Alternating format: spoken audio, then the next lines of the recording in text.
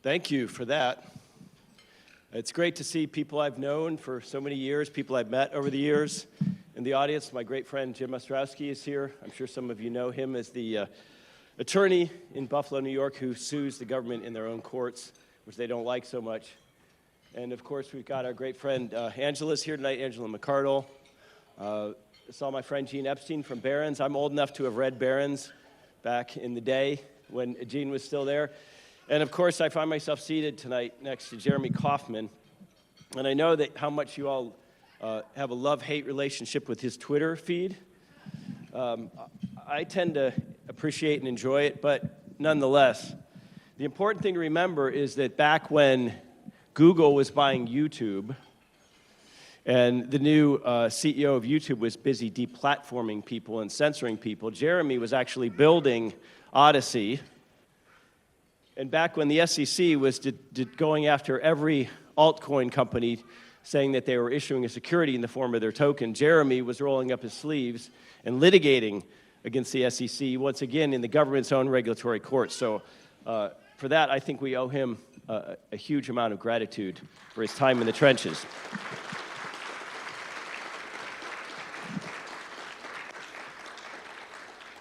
So, of course, my topic tonight is Trump.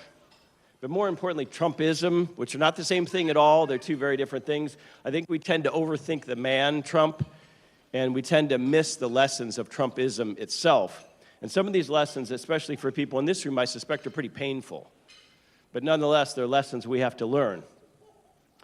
So before we get to Trump, let's take a little time, indulge me, to look a little bit at our own history, shall we? And all the sins I might accuse you of this evening, I'm equally guilty of in spades, I assure you of that. So let's talk about where we've been. You know, whenever I see the Godfather 2 always comes on late at night, and there's that famous scene, you know, where Michael Corleone, is the Italian mobster, has gotten involved with this nice, sweet girl, Kay Adams from New Hampshire, and she's the daughter of a Baptist preacher, and she's pretty waspy, and they're walking and holding hands, and there's that very famous scene where Kay says, you know, Michael, do you know how naive you sound? And Michael says, why is that? She's Michael, senators and presidents don't have men killed. And so Michael, of course, says, oh, now who's being naive, Kay? And of course, we've always laughed about this scene, and we've always considered it a very libertarian scene in the movies, right? Because we're the ones who are jaded about politics. We're the ones who don't have a kindergarten, second grade, how a bill becomes a law view of the state. We congratulate ourselves, don't we, on seeing through this charade of the state, while the normies cling to this kindergarten view of statecraft and politics. Well, we've been patting ourselves on the back for many, many decades, that we're the ones who understand the true nature, the criminality, the evil of government. And government per se, it's not simply the government we have or the people who happen to be involved in it at the moment. It's not that government isn't working, but that it can't work per se. It couldn't work. And so we've congratulated ourselves, haven't we, for our vaunted principles, and we've stewed in our irrelevance. Well, the D's and the R's ruin the country. But what if I told you, in fact, and this has been a painful lesson for me, what if I told you that we've been the naive ones over the years? That we have been as grandiose and as fantastical as the Bill Kristols and the Francis Fukuyamas in what we wanted and what we advocated, which was namely a non-political society, a world without politics,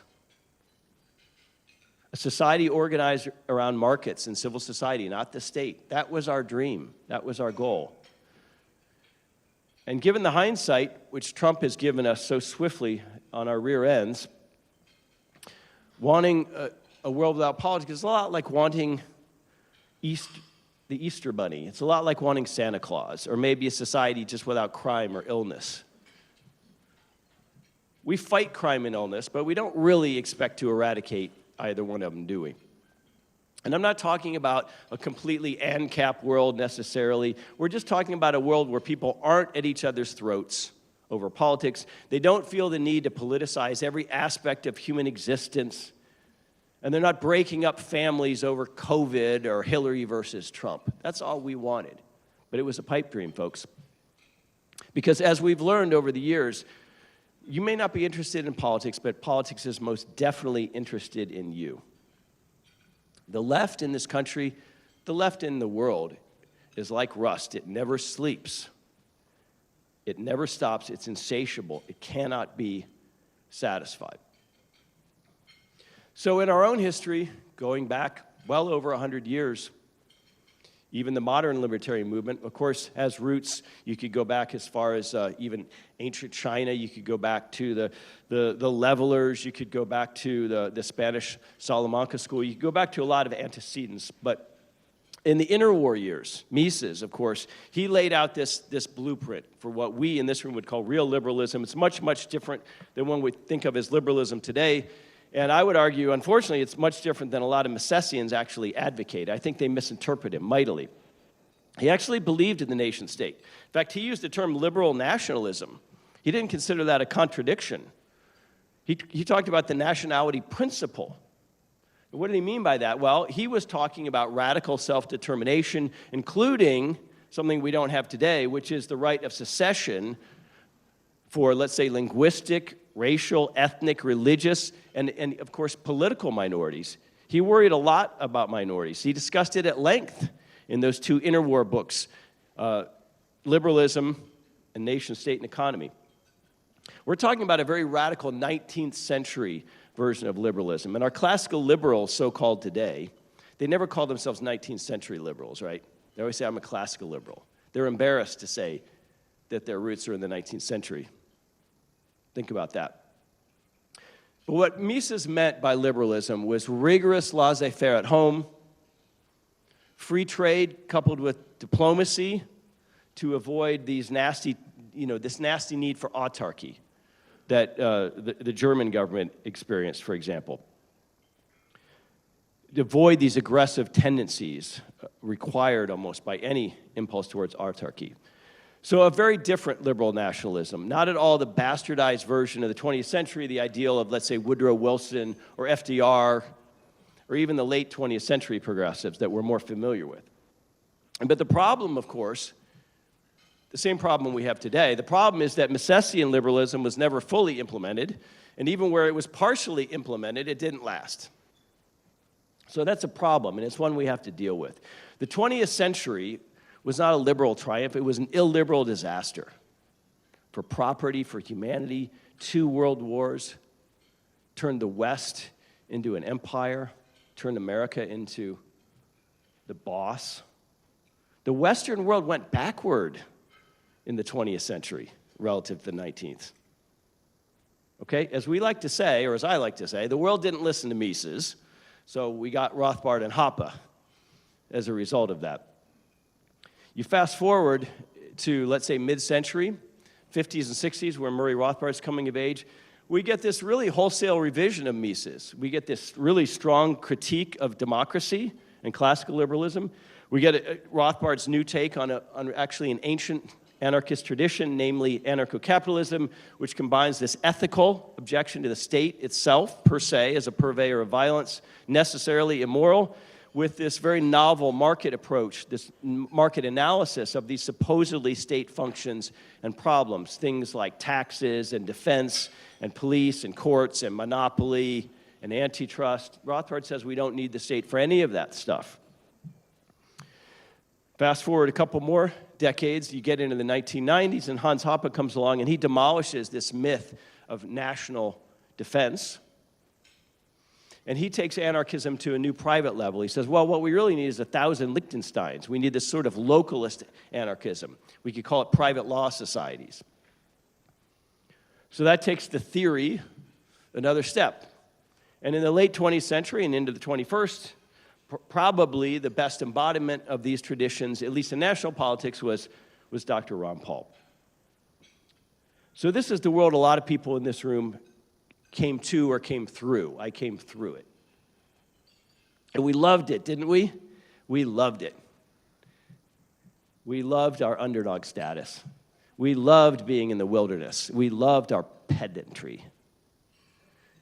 We had our ideological cul-de-sacs, and we spent decades arguing and debating and writing books and doing podcasts and having conferences and perfecting all of this theory. And it's painful today to look back and examine our priors, isn't it? It's painful. It's painful to change, especially someone at my age, ideologically. It's painful to shrug off our own dogma. And I'll tell you what, maybe even 10 years ago, but certainly 15 years ago, I was one of those obnoxious ANCAPs who would have said, well, you know, a grumpy traffic cop or a DMV clerk, they have more power over you than Google or Amazon because, gee whiz, your relationship with Google and Amazon are voluntary. But that traffic cop, he's the state. You have to deal with him. He has a gun. He'll put you in jail. You know, this is the kind of shallow thinking that I was wrapped up in, and not that long ago, well into adulthood. But then this really astonishing thing happened about a decade ago. Amidst the Clintons and the Bushes and the Obamas and the Romneys and the Cheneys, Donald Trump comes along, the orange man from The Apprentice. And he pulls off the biggest earthquake in modern U.S. history, political history. And we still don't fully grasp the significance of it. We're only now just starting to think about this and write books about it. Imagine how we'll view it 100 years from now. We don't know the significance of the Trump revolution. And clearly the left is still fully in denial of this. They don't think he's legitimate at all. They don't know how or why Trump happened. And since they don't know how or why, and they don't care to understand how or why, they just double down. That's all they've got. So let's talk about Trump a little bit. What's happening and what has happened over the past 10 years, in my view, very, very positive. But it's not really about Trump. It's not about his policies, so-called, or his personnel, the people he surrounds himself with. You know, Trump the man, okay, he is what he is. He has virtues and faults and foibles, but I will say this, he's not wired for ideology, but clearly he's not a leftist in his DNA. He's not an egalitarian blank slater. His instincts and his impulses are often good. His problem, of course, is that he surrounds himself with people who like to flatter him. He likes a court. He likes palace intrigue around him. He doesn't have policies. If you think about it, presidents aren't really supposed to have policies. They're supposed to execute policies, but we've lost that with the imperial presidency of the 20th century. So he shoots from the hip. He's ad hoc. And as for his personnel, I generally don't recommend CIA creation Bob Woodward, but I will in this case. He wrote a book called Fear about the first Trump administration. He gives you a lot of inside scoop about what was happening. And Jared and his Ivanka, is that the daughter? Ivanka or Ivana? They had these little cubby offices right next to the Oval Office, and no one was going through official channels. I guess there's a chief of staff or whatever, and all these different people were coming to him with their ideas, and oftentimes he would base a decision simply off the last person to catch his ear, right? And as I said, he likes flattery, and he likes palace intrigue, and he likes back channels, and he often changes his mind. And none of these are the kind of stable qualities that perhaps we want in a president. However, so be it. I'll only say this about Trump the man. In my opinion, he doesn't hate our guts. He doesn't hate our guts reflexively in the way that the people I mentioned earlier, the Bushes, the Cheneys, the Obamas, I believe do. The Bushes and the Cheneys and the Gores and the Kerrys and the Obamas, they really do. They hate our guts, okay? Trump's not one of them. He doesn't come from the political class. He's not a CIA plant. He doesn't reflexively hate bourgeois American society and middle America. And of course, that's one of his great sins in the progressive mind. I mean, this may sound almost bizarre to say that that's become, a litmus test for a successful candidate is they just don't hate you. Well, in a hyper-politicized world, that kind of is it. There is a friend-enemy distinction at work in the American polity, to put it mildly. So the fact that he doesn't come from the political world, neither Trump nor the broader phenomenon, call it MAGA or whatever you want, they're not the real remarkable story over the last 10 years. The remarkable story, the real story, is the great pushback, right? It's represented by people in this room. the discovery that at a minimum, 80 million Americans were willing to go off script twice, and reject the status quo, reject the inevitability of, let's say, Hillary Clinton as the first female president. The two parties were rendered totally impotent, irrelevant. Trump went direct to the people through his own events, through 1 million social media channels, through podcasts. No middleman. The political class was soundly rejected. And they needed to be rejected. The future they were building for us, the world that the Hillary and Bill Clintons of the world, the Tony Blairs of the world were building for us, was an illiberal, authoritarian hellscape. And that's the exact thing that they project onto Trump, isn't it? That's the exact same thing. But this abrupt repudiation, the willingness of so many Americans to say no to that, that's the story, folks. That's the opportunity. That tells you there's a market for things like the Free State Project, the great pushback. But that opportunity, the pushback, comes with a heavy price. Namely, giving up some of our own libertarian shibboleths. Is that a price we're prepared to pay? So I said that the lessons of Trumpism were manifest. I mentioned that the Trump phenomenon is only really beginning to be understood. But even today, I think we can draw 3 important lessons from him and from this phenomenon. The first lesson, which reminds me that I'm an idiot. I mean, this is so painfully obvious. This is like an anvil coming from the sky with Wile E. Coyote, at least for me. The first lesson is that politics is empirical, right? It's not philosophy. It's not economics. Anybody seeking to build success or a political movement, you have to study it and learn from it. Politics, let's not dignify it with this pompous political science or even worse, political philosophy. It's just politics. Politics is an empirical endeavor. It's not a priori. It's not theoretical. It's a matter of what works and what doesn't. And that changes dramatically over time, right? Trump, maybe unconsciously, he senses these changes that society is going through. He senses them almost instinctively. He adapted to them. I mentioned podcasts. I mentioned direct-to-consumer. And he left his opponents stunned. And yet here we are in this room. We're the ones who supposedly understand markets and economics. We're the ones who are supposed to apply the lens of consumer sovereignty to everything we do. Why not to the political landscape? In other words, you fit the product to the market, not the other way around. Unless maybe you're Steve Jobs, who none of us knew we needed a, whatever, iPod. But when it comes to consumer sovereignty, you're market-facing, right? You deal with 1 million shifting inputs like an entrepreneur and variables, and you evolve. There are no axioms in politics like economics. If modern warfare means employing drones in the desert, well, it makes no sense for us to be digging trenches at the Somme like it's the 1910s. It makes no sense for us to send an aircraft carrier group to the Mediterranean. That's not where the battle is. The tools adapt to the reality. The war is fought on the battlefield you have, not the battlefield you want. Now, Trump sensed this masterfully in 16 and 24. He employed a direct-to-consumer model using social media and not only rendered the two parties impotent and powerless, as I mentioned earlier, but the mainstream media sputtering with rage. And if you can't love the guy for that, you're a cold-hearted bastard. He fought the battle in front of him. And so when I say politics is empirical, it means discarding the 20th century framing of the debate, folks. You got to give up these platitudes, this boomer con rhetoric. It's the moment before us today. It's not about constitutionalism. It's not about Marxists, that the Fox News people want to. It's not about capitalism versus socialism. That's not the question of the 21st century, folks. It's not about the individual versus the collective. Randians are still spouting that. Ayn Rand's been dead since 1982.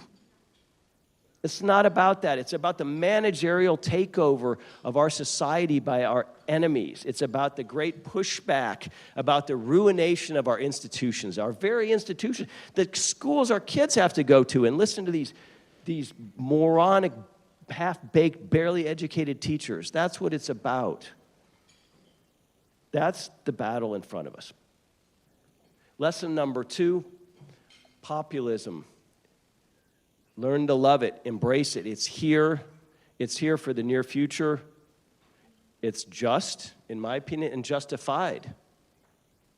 Now, what do I mean by that? Populism is not an ideology. Populism is simply a vessel that you fill with whatever you need to fill it with. In other words, I don't view liberty itself as an ideology. I view liberty as what happens when you just leave people alone. It's the absence of an ideology. Most people in this room would say, if you said, what's liberty? We'd say, well, it's the absence of government coercion. And if you believe all government is per se coercive, it means it's the absence of government, right? That's what freedom is. It's a negative set of principles. But that's not universally understood or agreed to at all. Go ask a Buddhist what liberty is. Go ask a left progressive what liberty is. That's not their answer. We think that there's a universal agreed upon definition. There isn't. Most people view liberty as a positive set of material conditions so that they can live their fullest life. Let's say it's almost like self-actualization, right? Like, well, liberty means that I don't have to worry about rent or medicine or medical care or food or paying for college. That's what a leftist would tell you liberty is. It's a set of material conditions to be provided by whom? Blank out. We have a very peculiar definition of liberty, and we ought to be populist about it. We ought to welcome this populism. Populism is simply anti-elitism. And elites deserve it good and hard. We've got the wrong elites in this country, folks. They screwed up everything in the 20th century. They screwed up money. They screwed up education. They screwed up medicine. They screwed up the US dollar. They screwed up banking. They screwed up diplomacy. They screwed up war and peace. And we're supposed to say that anti-elitism is a sin? If you think the state is a scam, and unlike, elites in previous eras where you actually had, halfway decent monarchs sometimes, elites today are intimately bound up with the state and through the state, through this nexus of media and academia and corporate capture. Why on earth would we reject populism? I think part of the reason, and it's an uncomfortable thing, I think part of the reason is that there's a lot of people, even in our circles, who have a lot of disdain for Trumpers and red state America. They have a lot of disdain for religiosity. They have a lot of disdain for rural people, right? And when the left calls people maggots, ha, ha, ha. Yeah, that's nice. We talk about dehumanizing people, maggots and deplorables. Call people maggots and deplorables and then complain when they turn populist on you. You're gonna have a hard time. The third lesson from Trumpism, and this is a tough one. It's a tough one for libertarians. It's that people matter as much or more than ideas. Right? We always thought ideas run the world, good or bad. And the absence of ideas, what we could call ad hocism, which is really the story of the 20th century West, that's kind of an idea unto itself. And we said, ideas are everything. We've got this edifice, this wonderful body of work by people like Mises and these great ideas. But it's not enough, is it? The messenger matters. The messenger matters a lot. I mean, why is it that Donald Trump was able to do what, let's say, Pat Buchanan and Ross Perot were unable to do before him? That, and he's a hell of a salesman. I mean, this guy has gold toilet seats. The Oval Office now looks like Liberace invaded. But you got to care about this stuff. You got to care about the broader sociology of a movement. I mean, look at our own movement. What if Mises had been treated just halfway decently, as he should have been, by the European universities? He probably would have been happily tenured. Maybe had the Nazis never come to Vienna, he would never have had to flee and come to America. He would never have written Human Action. If Rothbard had simply toned it down a little bit on the foreign policy stuff, he might have stayed at National Review or taught econ at Columbia or some Ivy school. Who knows? But the sociology matters. It matters a lot. Let's libertarianism, Austrian economics, it's been full of factions. There's always new branches in the family tree. There's always these stubborn personalities. There's always this infighting, you name it. My point is that you can't separate the ideas from the men and women promulgating them. You can't separate this from the sociology. Ideas are meaningless without flesh and blood people to bring them to life and to personify them, and more importantly, to be good people in how they actually live, successful people. Right? How you actually live matters as much as your professed beliefs in economics or politics. We have to understand that. It doesn't matter if you have the best product. We're bad at marketing. Good ideas, even great ideas, are not enough. So we face this question, where we are in all this. Can Trumpism be molded into a force for good in this battle? Can Trumpism and Trumpers be steered towards their best impulses and away from their worst? Well, perhaps they can. That's the game in town at present. Now, if Trump screws this up, he's going to have a really bad midterm. And 4 years from now, we might be talking about something very, very different. But right here, right now, we ought to push this thing as far as we can. And look, I know what a lot of you are thinking, and I've had these thoughts, of course, which is, why are we talking about Trumpism and the right wing? Is he really right wing? I think that's debatable. But look, the right has been useless for decades when it wasn't being actively harmful. And, my simple answer to this is that I just think the left is too far gone. I think it's too far removed from reality. I think it's too captured by its vicious factions.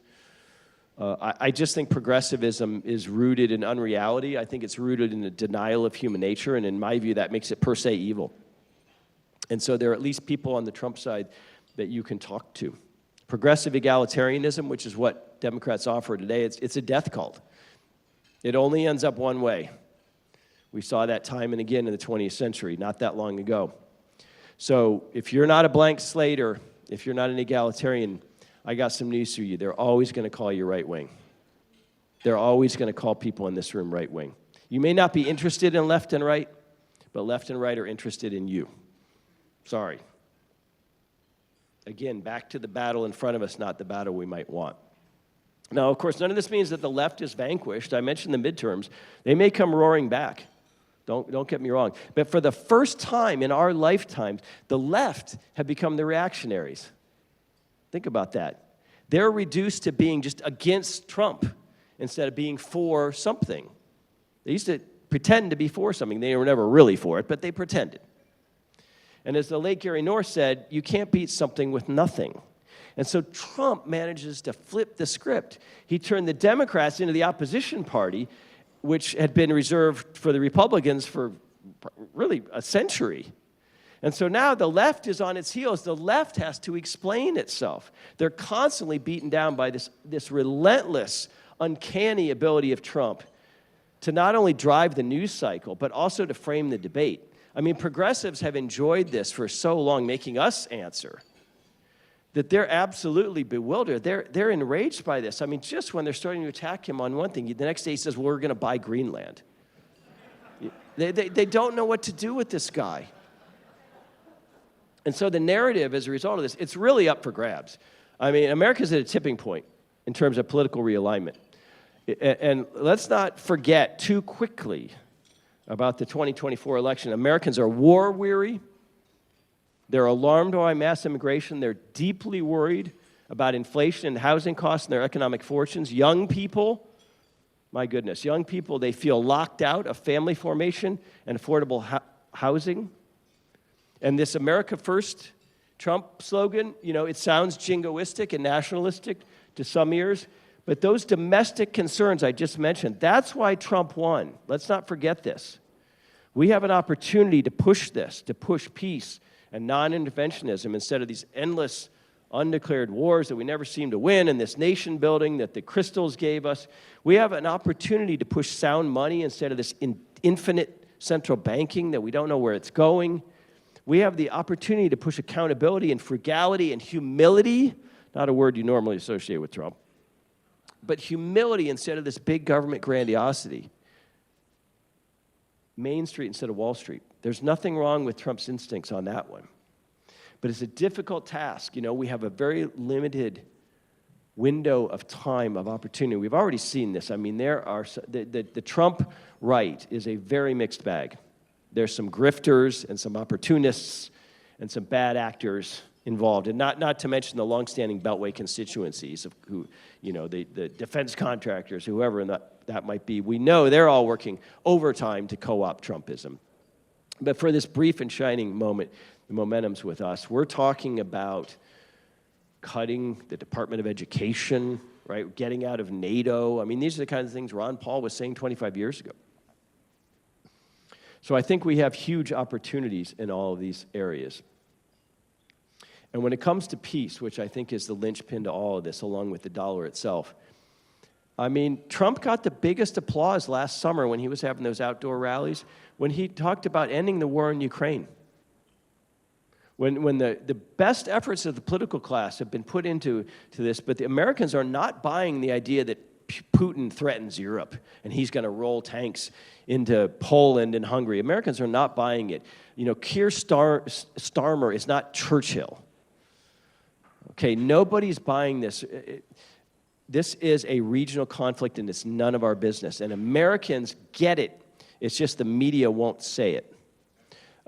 Russia's facing demographic collapse. It's going to lose territory, not gain territory over the next century. It's not going to have 11 time zones forever. Putin's not going to resuscitate the Warsaw Pact.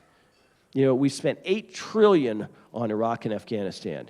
And this really tempers average people's support for these wars. And I think Trump, in one of his good impulses, he appears to at least have a deal mindset when it comes to China, when it comes to Iran, when it comes to Israel and Gaza. I mean, he's imperfect here, certainly. But we have to push this hard with the American public while it's still fresh, because the neoconservative impulse, you know, those people are not going to go away without a fight. And we need to seize on that momentum of Trump's victory in the fall, because it had a lot to do with that. You know, and the sound money issue, look, Trump doesn't really understand economics. Scott Bessent, I'm sure, is a brilliant guy. He's quite wealthy. But when I listen to him, I can't really read him. You know, he's kind of a strong dollar guy like Larry Kudlow, but at the same time, he's talking about, you know, Main Street America. But look, even bringing up average people is a welcome departure from the Biden, Hillary, Obama, you know, this sort of corporatocracy. And look, Americans may not fully understand the Fed and the Treasury and all these machinations. I mean, there are PhD economists who don't understand those things. But look, there is really something called the financialization of the economy. It's real, and I mean the distortion of the capital structure. I mean favoring debt over equity, and all this M&A activity over actual real growth, and these stock buybacks and dividends, and you know, short-term juicing of earnings instead of focusing on the things that really make companies better, which is CapEx and dividends. This is a real phenomenon, folks. It's real, and we should force we should applaud Trump's populist impulses here to allow, among other things, to allow gold to have a greater role as a monetary or more of a financial asset in the U.S. and global economic system. We should push for him to appoint Junie Shelton to something. She's got an idea to have U.S. Treasury bonds at least partially backed by gold. I mean, there's a lot here that we could work with, even though Trump is not an economics guy. He's not a philosophical and ideological guy. He has some good impulses, and that's illuminating, I think. I mean, even his ideas behind tariffs, which he doesn't understand, they're aimed at helping the average American. I really think he does believe that, you know, bringing back manufacturing will help average people. What he does not understand, of course, is that the world is so global that all you're doing is making American firms less competitive because of the inputs they need to build a million things. My great friend Bob Luddy, who owns a multi-billion-dollar company, HVAC company called Captive Air, I mean, he's losing his mind right now because all the little motors they use come from China. But like I said, the basic approach is at least intended to help the little guy. Trump thinks we need to crash the stock market a little bit. Not the worst thing in the world. It was certainly juiced. He thinks we need lower interest rates to pay off the national debt in any meaningful way. You can't argue with him there. I mean, it's $36 trillion. And when he talks about the stock market, look, I mean, the left has a point when they say 8% of Americans own 94% of equities. There is a distinction between Wall Street and Main Street, and Trump gets that. And if he could do anything for us, and this is tough, you can see the China hawks seething. You can see the Ukraine hawks seething over this. You can see the boomer cons. You can see the Fox News types. You can see the Reaganites. You can see the Lincoln Project types. All of this right that hates Trump so much. It's all because he dares to challenge this idea that it's America's job to be the single post-war hegemon for the whole world, right? He's the first president ever in my lifetime to challenge what this worldview that everybody knew was true, but it was actually total BS and completely false, this heralded post-war consensus we've all been living under since World War II. This is a fundamental shift for any president even to be talking about this. I mean, this universal liberal democracy and international rules-based order, of course, with us, U.S., as the hegemon and the moral avatar, the one that spends all of our money propping up NATO to surround the Soviets, with our vast military as global police, with our fiat dollar as the world's reserve currency. All of this was going to end blissfully in some sort of universal social democracy run by America. It's going to be the end of history. That's what Francis Fukuyama termed it. And talk about fail upwards. That guy still has a job in academia. But this entire post-war consensus, folks, it was all fake and gay, as the kids today like to say. It was fake and gay. It was an elite-driven narrative. It wasn't real. It was a manufactured set of beliefs. They were never popular and virtually always rejected when given an opportunity at the ballot box. It was forced on the American public by government and politicians, by global elites, by moneyed interests, by universities. It was filtered relentlessly through our media until we all just grew up in the 80s under Reagan thinking that this was conventional wisdom. But the conventional wisdom was wrong. The end of the Soviet Union did not bring an end of history. There was no peace dividend. In fact, there was no peace. U.S. hegemony and interventionism, it's hollowed us out. It's bankrupted us, and the mighty fiat U.S. dollar has turned us into a nation of zombie spendthrifts up to our ears in debt because we can export our inflation. It was all fake, and it's cost us dearly. So I'll wrap up with this. We have to turn away from the old modes and methods. We have to embrace the digital era. It's a new fight. It's a street fight. It's not fencing. There are no rules. This direct-to-consumer, no middleman approach is what Trump employed is the one. I think Angela McArdle has a good sense of this, a good grasp of this in how she operates. But this isn't 1985, folks. There's no more Brian Lamb on C-SPAN. We need a populist, pugilistic approach. We need more Mencken's today is what we need. Liberty is not ideology.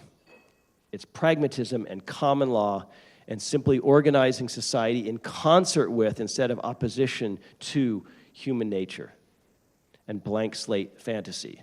And for all his faults, Trump is not that. Thank you.